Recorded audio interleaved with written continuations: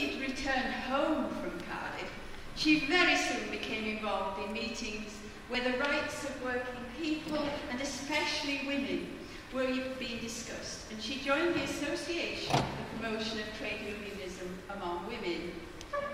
The women of the local sweet factory, inspired by other strikes in Bristol and an organiser, Miriam Daniel, a woman deeply concerned about the ill-paid and exploited women workers, spontaneously came out on strike. Sanders, the factory owner, had declared there would be a cut in wages and hours will be extended, wait for this, by an hour to 7 p.m. in the evening. The women already worked tremendously long hours and earned a few shillings a week and were actually locked in the factory and not allowed out until they finished work. They appealed to Enid's association for support. Enid, who was only 21, came immediately and proceeded to help to organise the workers. She worked intensely hard and helped the women campaign. For example, the women would parade around the city with white clothes and on Sundays sit at the back of the church where the factory owners worshipped. It was actions such as these by textile workers, organised by Miriam Dunn and Helen Bourne at All Saints Church in Clifton, which had drawn Enid into joining the Bristol Socialist Society and then to take up the cause of the Bristol workers. By their non-violence and by their quiet but determined public demonstrations, the strikers earned the sympathy of the public. It was said that they gained more money in donations than they would have earned. It's interesting to compare their tactics with contemporary social justice causes. Yesterday evening, we heard about the Occupy movement protesting about the corruption of corporate power. And they took their opposition to the steps of the church. But the Bristol women went into the church, where their employers worshipped at the front in the best pew. It needed a deal of courage for Enid and the workers in the 19th century to do this, as the police were constantly harassing them. Several were arrested, and in the end, they agreed to go back to work. But Enid and her fellow organisers declared it a victory.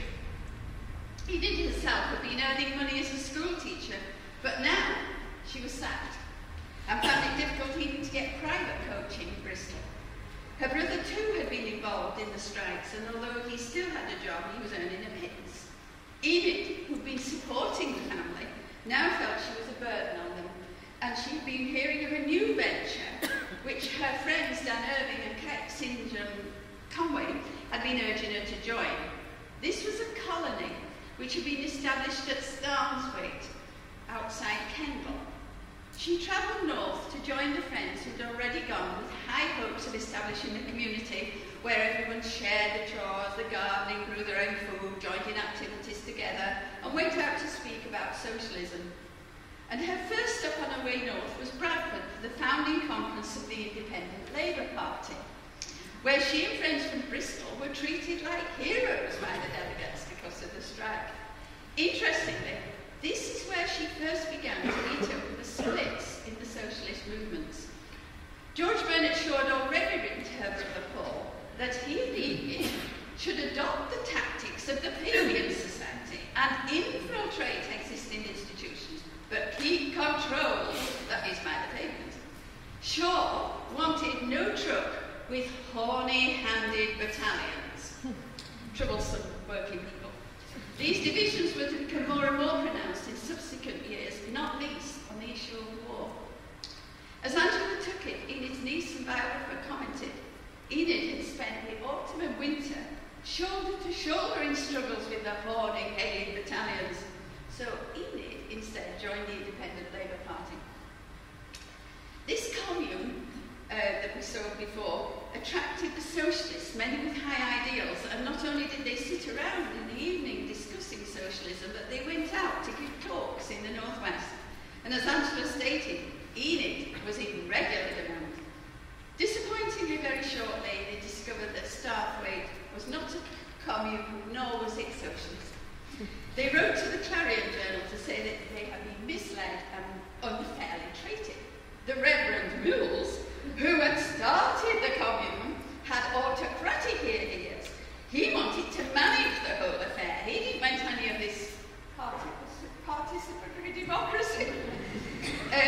When the colonists would not comply, he decided to evict them. And when they finally wouldn't leave, the police were called and attacked the colonists. Enid, oh, she got more courage then, said, the police utterly refused to take any steps to put a stop to what they knew was an utterly illegal procedure. Such is the power of money bags, outward respectability, and the Parsons Code. Remember, she was herself a Christian socialist. In the end, they realised their principal ideas had been undermined by the duplicitous figure, and they left. Enid had already discovered her talent for public speaking, and she shortly joined the groups going round with the Clarion Band to bring socialist ideas to working people. She possessed the unusual ability, if we believe the first-hand records, of being able to speak to working men and women and hold their interest, sometimes for up to 2 hours in the open air. She could put up with the grimmest of conditions. Sometimes the banners didn't even know if they would have a bed for the night. And holding their meetings, they were often called, in the north they went to Scotland, you see, they were going to the industrial towns, in the cold and the wet. And she seems at that time to have been remarkably strong physically. Although she joined the ILP, at the same time, she was friendly with the Social Democratic Federation and the Fabian Society. She was developing, though, her own strong ideas on issues such as education, women's rights, economics, democracy, and public social services. But there were new issues by the 1890s. Through the 1880s, there were rumblings about the lands of South Africa. This was Hobsbawm's Age of Empire. Once diamonds had been discovered at Kimberley in 1868 on the borders of the South African Republic, the Transvaal, the Orange Free State and Cape Colony, conflict between European settlers became inevitable. War broke out in 1880, but by 1881, the Boers were ready to sign a peace treaty with Britain. But the British kept their rule, their nominal rule. In 1886, large gold deposits were found, and the scene was set for further conflict. This was indeed imperialism, but imperialism not just for power, but for direct control of resource. In this case, the mining rights. War would break out again in 1899. This was also the time when, infamously, Britain established concentration camps. And that phrase, it's the first recorded use of that phrase before it was internment. One report estimates that in those camps, 26,000 women and children died of disease and malnutrition. The Boers and the Zulus, which the Britons kindly put in the camps. It cost Britain that war. It was the second largest and most bloody of the century. And it cost us £200 million and more casualties than the Crimean War. The indigenous people, the Zulus, would be used when prepared to fight against the Boers, otherwise they would be trampled on. Enid was loved and respected in all the socialist circles, and she supported links with the trade unions. At the massive public meeting in 1896 in the Albert Hall with the trade unions, Enid spoke on the platform with Keir Hardie, Tom Mann, and Fred Brocklehurst. Within days of this conference, she was down in London again as a speaker on May Day, and on one of the platforms in Hyde Park, along with Eleanor Marx, the new trade union banners were conspicuous, and many speakers referred to the South African marauding expedition got up for the benefit of the stock exchange gamblers, as the Journal Justice put it. War fever was in the air.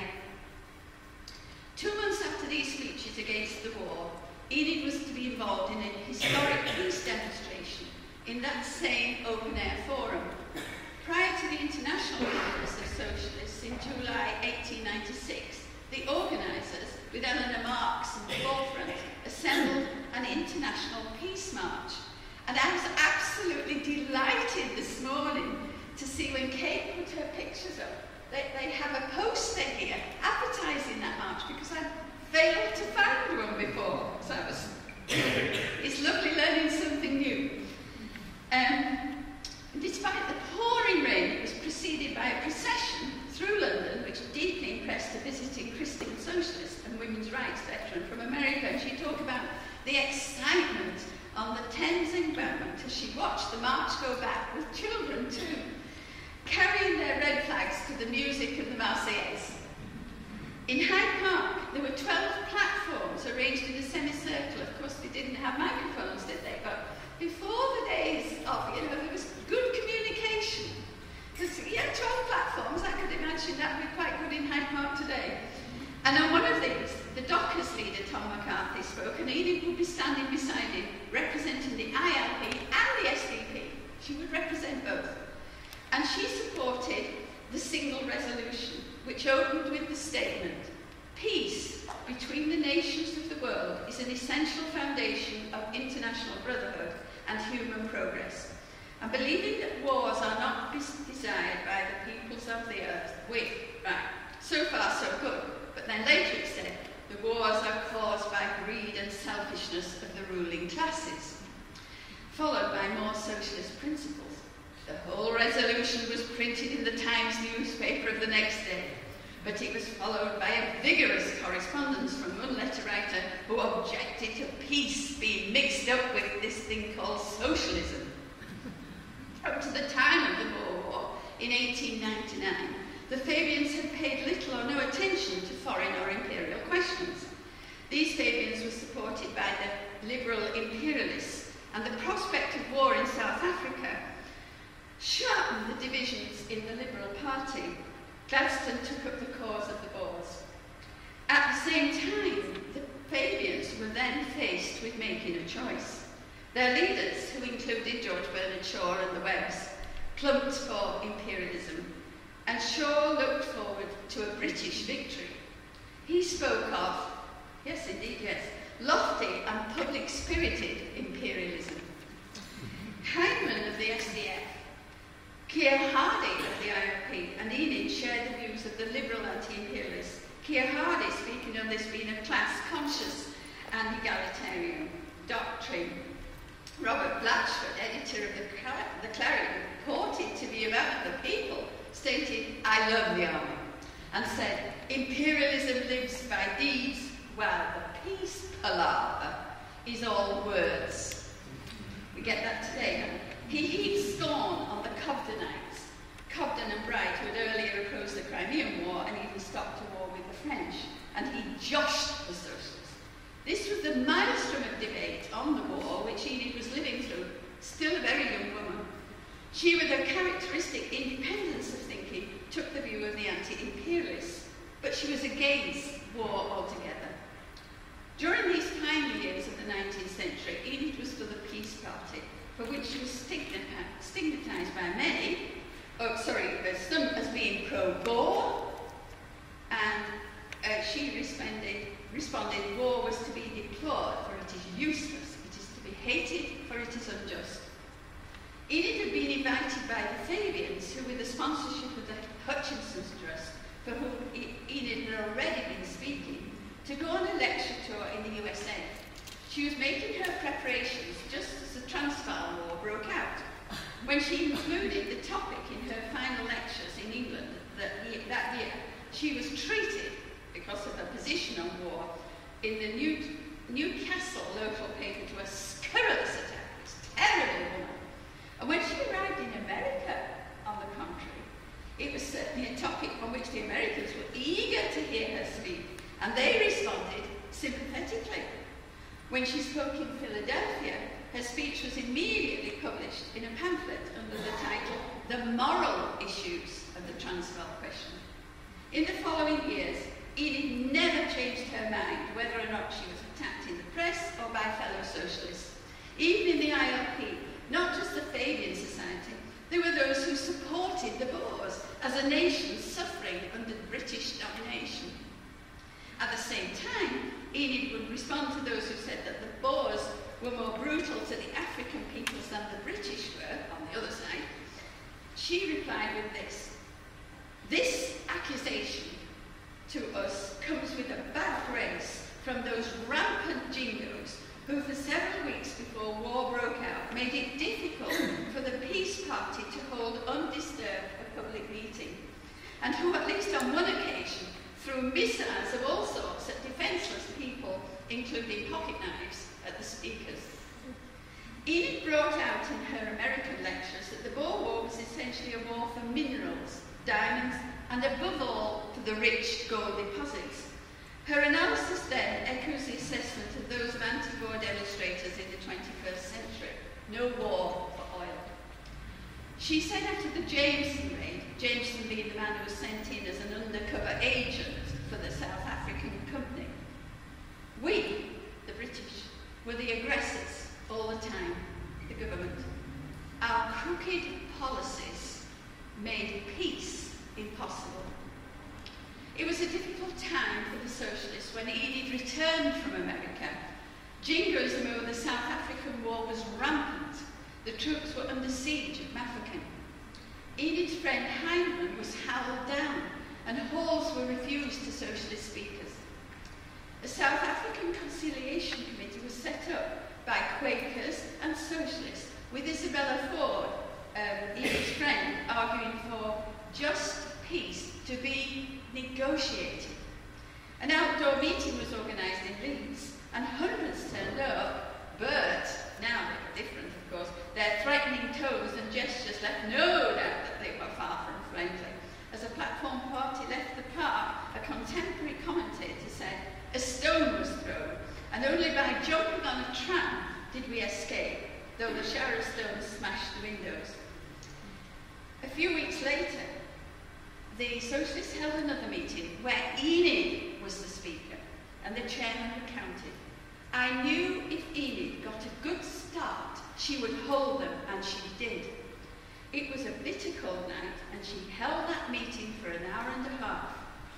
Enid had a good speaking voice and knew her subject, and she gradually got them interested, and she drove home the facts one by one, explaining to these working people that the war was not in their interests. I could feel a change," says the commentator, "in the attitude of the people, and by the end, the whole group, all of us, had changed." To me, that's an incredible achievement, to turn a crowd round. You know, it was baying for war and then jingoistic, and they'd been stirred up with war fever by the press then, as they do now. And the courage of a young woman to stand in front, you can see that they got stolen. She would comment in a letter from America to her husband in November 1899, "Isn't this defeat at Ladysmith trying?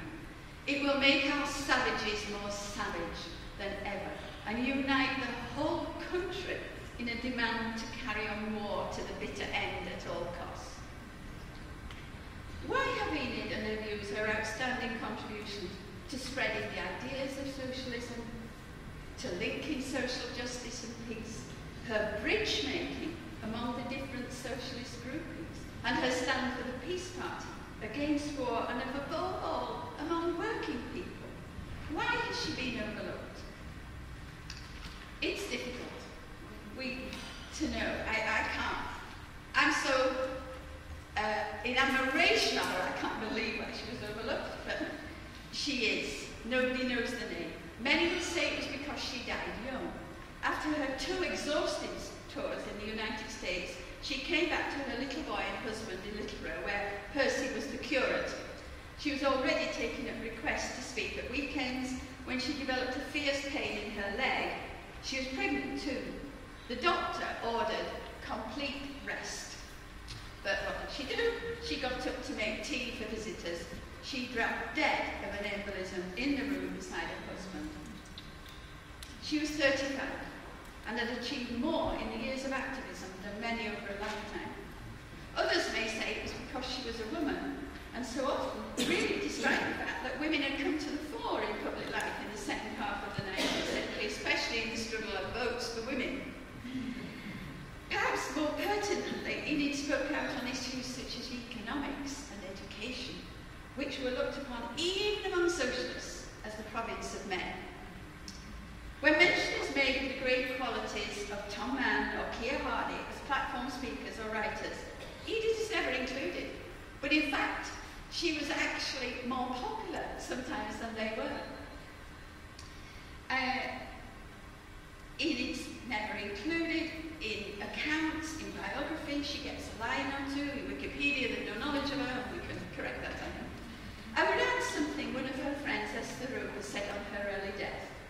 We can ill spare so gifted a worker and so true a friend, to which Angela Tuckett, her biographer, added, and that well expresses the comradeship which develops when there is leadership without the disease of leaderitis. In other words, Enid never sought the limelight. We need to remember the courage and commitment of those who struggled for peace and social justice in earlier times. We should redress the fact that so many, and especially women,